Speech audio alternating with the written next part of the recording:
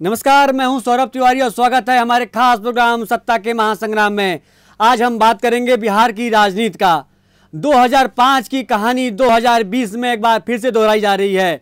रामविलास पासवान ने 2005 में लालू यादव को सत्ता से विहीन कर दिया था।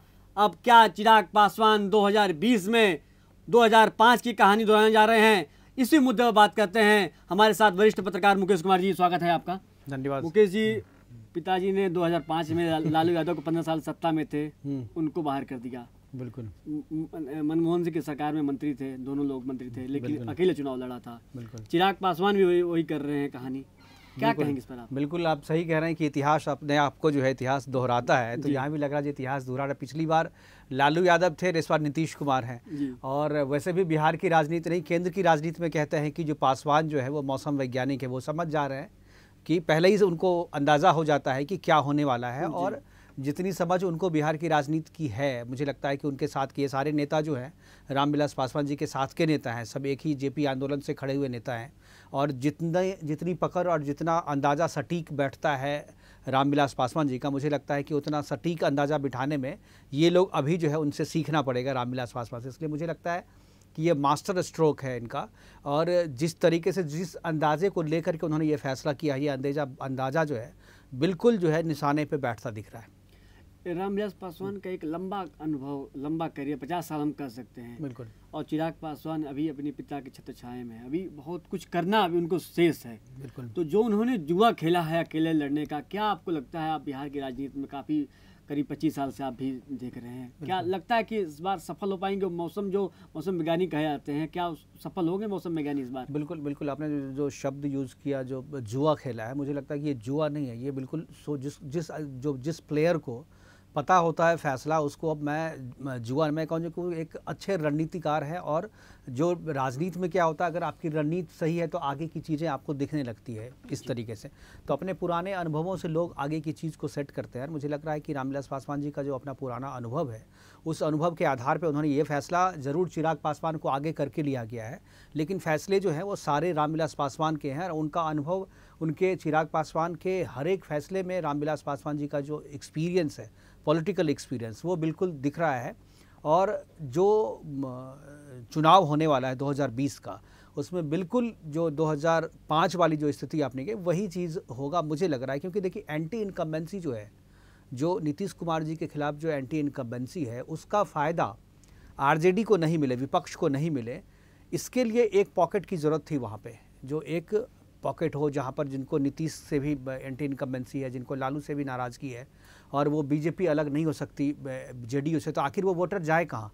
तो उनके लिए एक अच्छा ऑप्शन जो है एलजेपी ने वहाँ तैयार कर दिया है।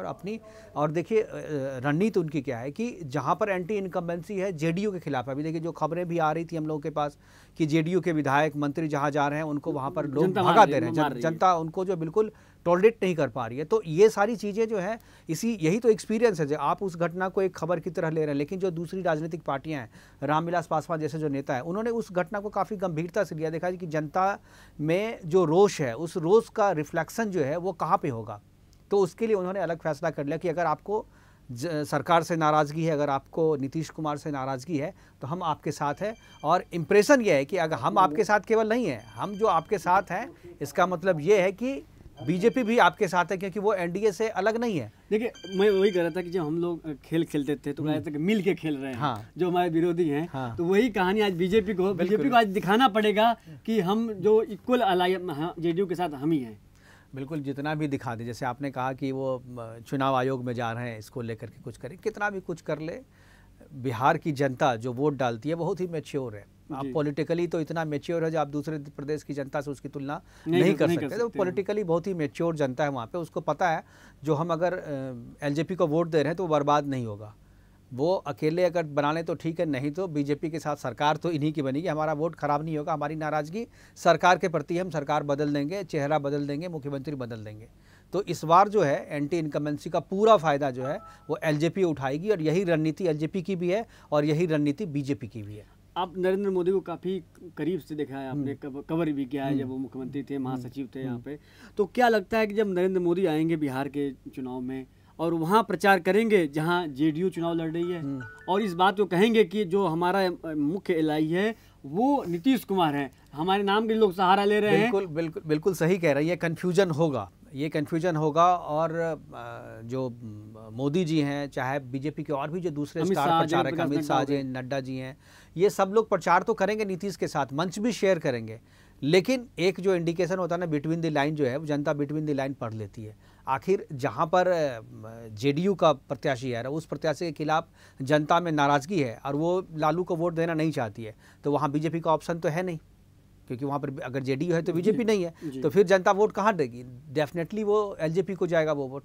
उनका अपना जो 6% का हर एक पॉकेट में, हर एक एलजेपी जो है, एलजेपी क्यों प्रासंगिक है आज भी? क्योंकि उनका जो वोट बैंक है वो हर एक कंस्टिट्यूंसी में करीब 6% वोट बैंक हर एक कंस्टिट्यूंसी में है। और यही वजह है कि आज की केंद्र की राजनीति हो चाहे राज्य की राजनीति हो, वहाँ पर रामविलास पासवान और एलजेपी प्रासंगिक है। और हर एक पॉलिटिकल पार्टी का जो वोट बैंक होता है वही उसको आगे बढ़ाता है, वही उसको पीछे, और वही राजनीति में उसके हिसाब से उसका कद बड़ा छोटा करता है। तो जितना वोट परसेंटेज रामविलास पासवान जी के पास है, उस वोट बैंक के जरिए जो उन्होंने फैसला किया है वो बिल्कुल सटीक फैसला है, सही फैसला है। तो बीजेपी कैसे इससे पार निकलेगी? जो जेडीयू कहेगी भाई आपको कि आप विरोध करिए, आज बीजेपी ने कह दिया कि नीतीश हमारे नेता है, कहने और करने में जमीन पर वो दिखना चाहिए ना आपको। करना जनता को है, कहना नेता को है, तो नेताजी कहेंगे जनता करेगी, सिंपल सा है।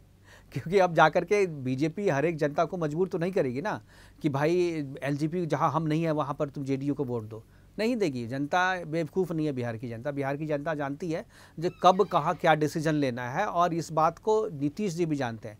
नीतीश जी इतना आज डरे हुए हैं, अगर बार बार बीजेपी से कहलवा रहे हैं कि मैं ही नेता हूँ, आप ये कहिए, आप हमारे साथ मंच साझा कीजिए। जनता को नहीं याद है कि अब मंच साझा करने आपने बुला करके मोदी जी को जो है आपने प्रोग्राम कैंसिल कर दिया था, ये भी तो जनता जानती है ना।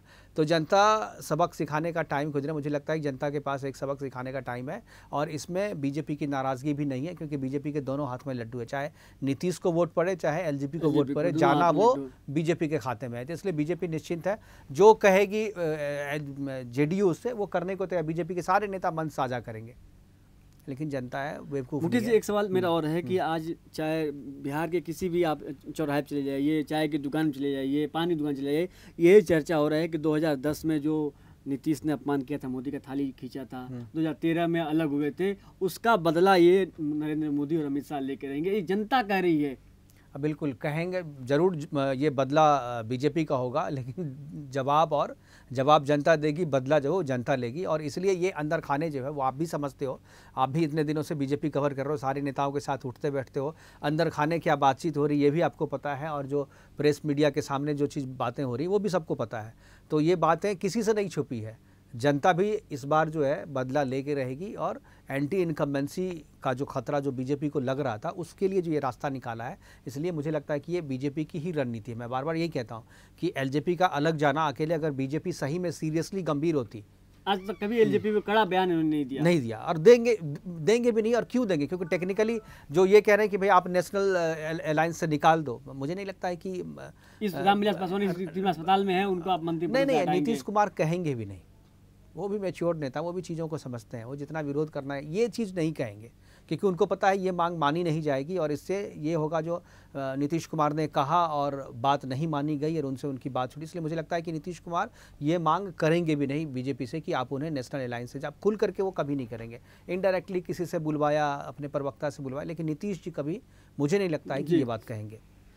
तो जैसे जैसे बिहार का चुनाव नज़दीक आता जा रहा है, 28 तारीख को पहले चरण का मतदान है, बिहार का चुनाव रोमांचक होते जा रहा है। हम आपको पल पल की घटना बताते रहेंगे, हमारे साथ आप जुड़े रहिए, और हमारा खास प्रोग्राम सत्ता का महासंग्राम देखना ना भूलिए, रोज़ शाम 6 बजे मुकेश कुमार जी के साथ। जय हिंद।